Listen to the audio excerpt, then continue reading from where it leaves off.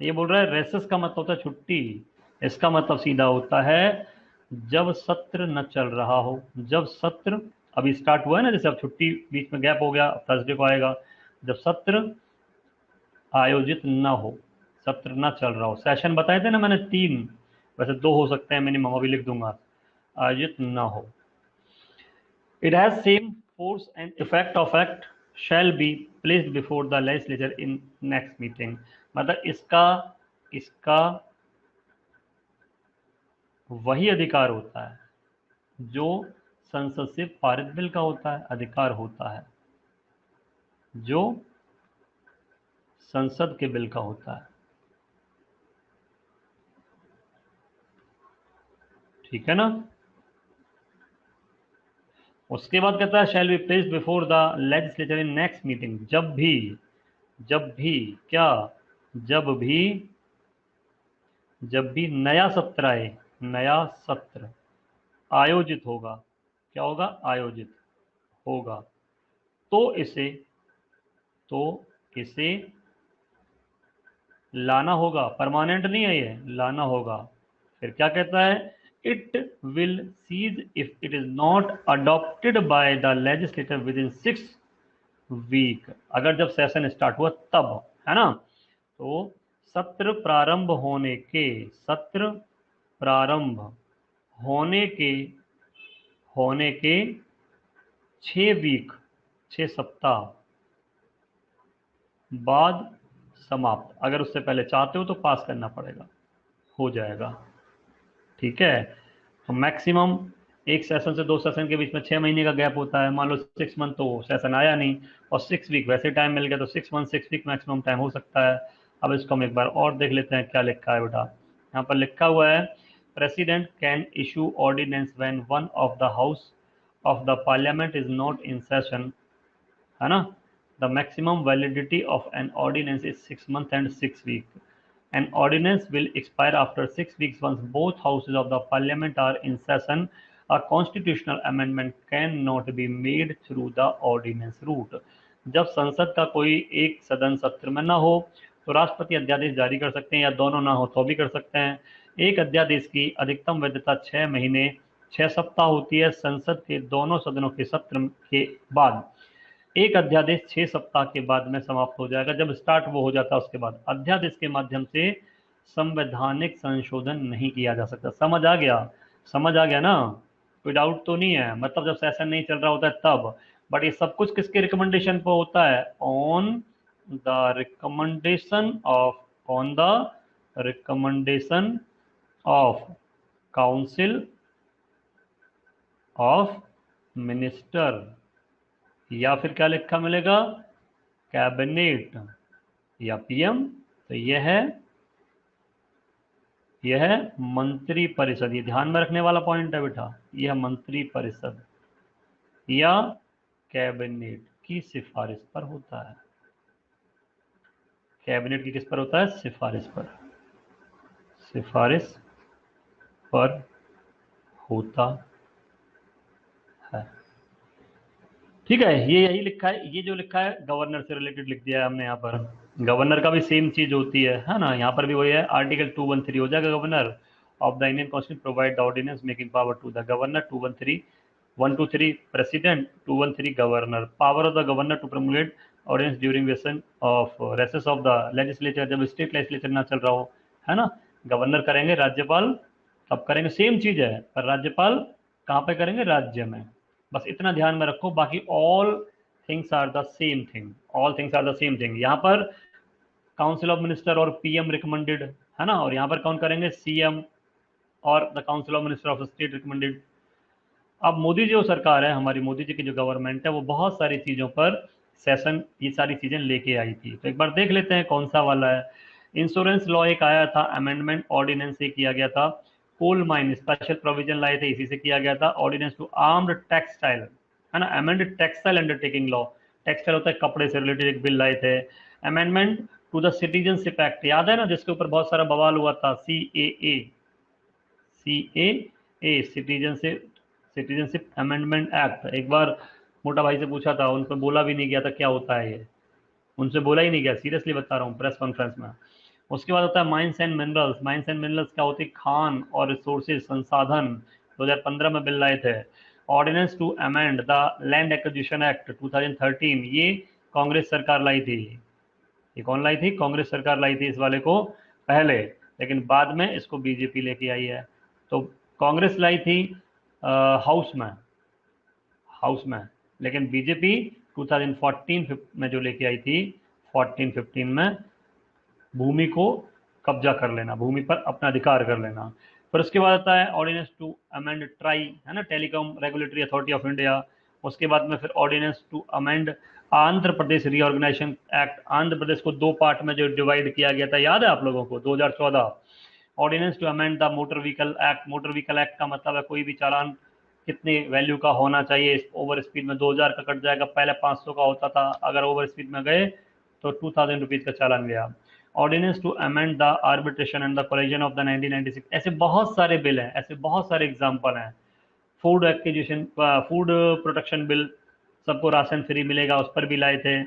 अब थोड़ा सा वाइस प्रेसिडेंट साहब के बारे में और पढ़ लेते हैं, है ना, थोड़ा सा वाइस प्रेसिडेंट साहब के बारे में पढ़ लेते हैं। वैसे कुछ कुछ पॉइंट मैंने आपको बताए थे। इनके लिए भी मिनिमम एज 35 ईयर होती है। राज्यसभा सदस्य बनने की योग्यता इनके पास होनी चाहिए, लाभ के पद पर नहीं होना चाहिए, है ना। तो वही, not on A profit post, not criminal, वो सब ध्यान में रखना। नॉट क्रिमिनल,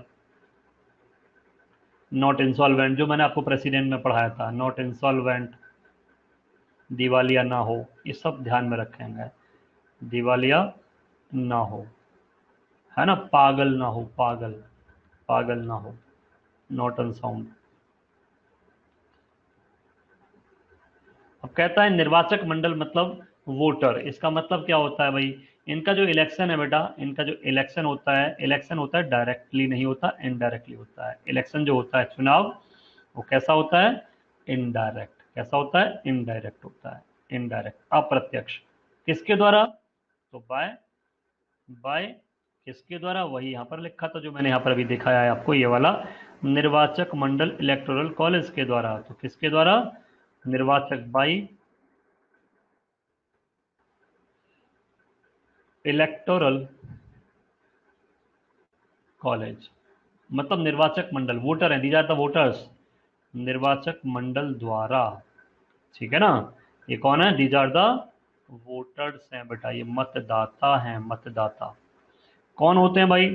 तो होते हैं all MP due to which act note banned in India.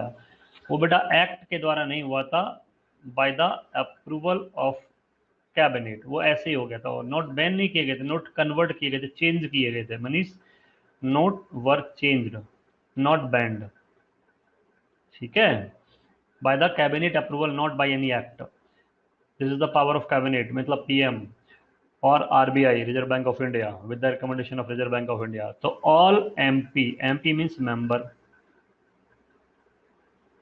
All MP और members of both houses of parliament, both houses of parliament means Lok Sabha और राज्यसभा, लोकसभा प्लस राज्यसभा। तो लोकसभा राज्यसभा के सभी एवं राज्यसभा के सभी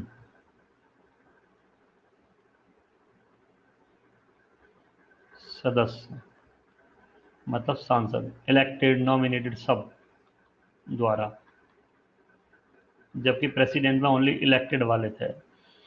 अगर पद की बात करें, पद की तो मतलब होता है त्याग पद, डिसमिस करना, या तो रेजिग्नेशन के द्वारा हो सकता है, या राज्यसभा के संकल्प द्वारा 14 दिन पूर्व इनको एक नोटिस देना पड़ता है, लोकसभा इसका समर्थन करती है, हट जाते हैं। मतलब अगर मान लो पुनर्निर्वाचन करना है तो रिइलेक्ट भी हो सकते हैं। जैसे मान लो इनको कभी हटाना हो तो ये राज्यसभा है और ये लोकसभा है, क्योंकि राज्यसभा में ही तो काम करते हैं, ये राज्यसभा के चेयरमैन होते हैं।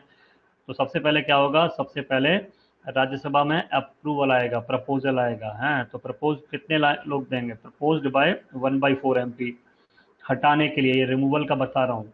और रिमूवल का जो आर्टिकल है वो होता है 67। तो रिमूवल मतलब पद मुक्ति, हटाने का तरीका, इम्पीचमेंट नहीं होता यहाँ पर। तो 1/4 लोगों ने प्रपोजल रखा है ना। प्रस्ताव कितने लोग लाए? प्रस्तावित, प्रस्तावित कितना? 1/4 सदस्यों द्वारा। उसके बाद यहाँ पर जो वाइस प्रेसिडेंट होते हैं, वाइस प्रेसिडेंट को 14 डेज का टाइम मिलेगा खुद को प्रूव करने के लिए। देन फिर अगर ये अपने आप को बचा नहीं पाए तो फिर होती है वोटिंग। वोटिंग सिंपल है, 50% प्लस 1 से पास होना चाहिए। अगर पास हो गया तो उसके पास लोकसभा के पास जाएगा, यहाँ पर भी 50% प्लस 1 से पास, प्रेसिडेंट को रेजिग्नेशन जाएगा, बात खत्म हो गई। कुछ नहीं होता, बड़ा सिंपल सा है। उपराष्ट्रपति का काम क्या करता है, एक चीज देख लेते हैं। अनुच्छेद 64 के अनुसार क्या लिखा हुआ है बेटा, उपराष्ट्रपति राज्यसभा का पदेन सभापति होता है। मैं आपको बता चुका हूं जब मैंने राज्यसभा पढ़ाई थी। उपराष्ट्रपति राज्यसभा की कार्यवाहियों की अध्यक्षता करता है, उसे निर्णायक मत देने का भी अधिकार होता है, हालांकि वह सदन का सदस्य नहीं होता।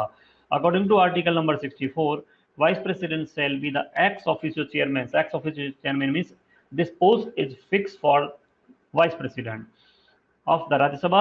The Vice President preside over the proceeding of the Rajya Sabha. He also has the right to vote decisively, मतलब होता है कास्टिंग वोट। कास्टिंग वोट का मतलब होता है निर्णयात्मक, 50-50 होने पर, है ना, तो कास्टिंग वोट भी दे सकते हैं। However, he is not a member of House. He is not the member of Rajya Sabha. He is the chairman of Rajya Sabha. Clear? उपराष्ट्रपति आकस्मिक स्थितियों में राष्ट्रपति की मृत्यु होने पर, पद से हटाए जाने पर, ये मैं भी आपको पढ़ा चुका हूं, तो उसके अकॉर्डिंग काम कर सकते हैं as a vice president, as a acting president. उपराष्ट्रपति अपना त्याग पत्र राष्ट्रपति को देकर कभी भी हट सकते हैं। स्वीडन 2 के प्रेसिडेंट कैसे घट गए हैं, वहां का बेटा अलग कॉन्सेप्ट है, हर देश का अलग कॉन्सेप्ट होता है, हमारा अलग कॉन्सेप्ट है, सभी जगह का अलग कॉन्सेप्ट होता है। नीरज,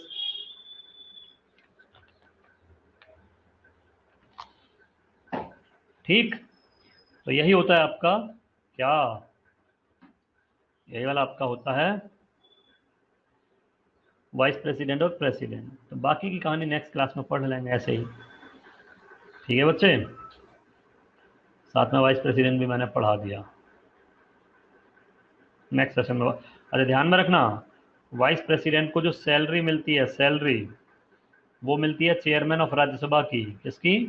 चेयरमैन ऑफ राज्यसभा, जो सैलरी होती है।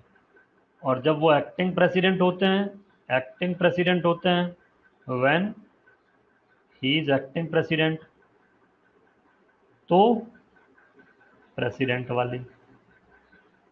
वाइस प्रेसिडेंट के नाम पर no salary, no salary for the post of vice president.